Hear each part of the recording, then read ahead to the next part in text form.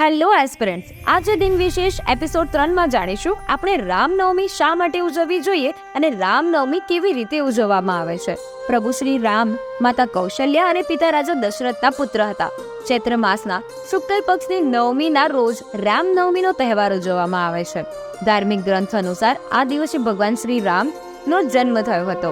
રામનવમીનો તહેવાર ભગવાન વિષ્ણુના અવતાર એટલે કે ભગવાન શ્રી રામના જન્મ દિવસ તરીકે ઉજવવામાં આવે છે. શ્રી રામનો જન્મ ત્રેતા યુગમાં થયો હતો, જેનું વર્ણન વાલ્મીકી રચિત મહાકાવ્ય રામાયણમાં પણ ઉપલબ્ધ છે.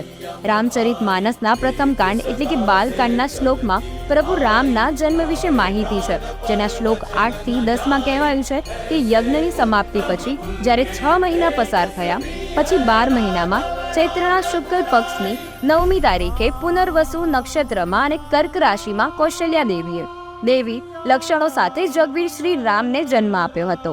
તે સમયે 5 ગ્રહો તેમની ઉચ્ચ સ્થિતિમાં હતા અને ગુરુ ચંદ્રની સાથે ઉર્ધ્વગામીમાં હાજર હતા. તેથી રામનવમી ઉજવવામાં આવે છે. તેની કોઈ ચોક્કસ પદ્ધતિ નથી. જે રીતે શ્રી રામનું ધ્યાન કરવામાં આવ્યું હતું, પૂજાની સ્તુતિ કરવામાં આવી હતી, તે જ પદ્ધતિ આજ સુધી પરંપરા દ્વારા અનુસરવામાં આવે છે. સામાન્ય રીતે કેટલાક લોકો પૂજા, વ્રત, હવનદન વગેરે કરે છે. વધુ માહિતીસભર વિડીયો માટે સબસ્ક્રાઇબ અને ફોલો કરો બોરેનેસ ગાઈડન્સ એકેડમી.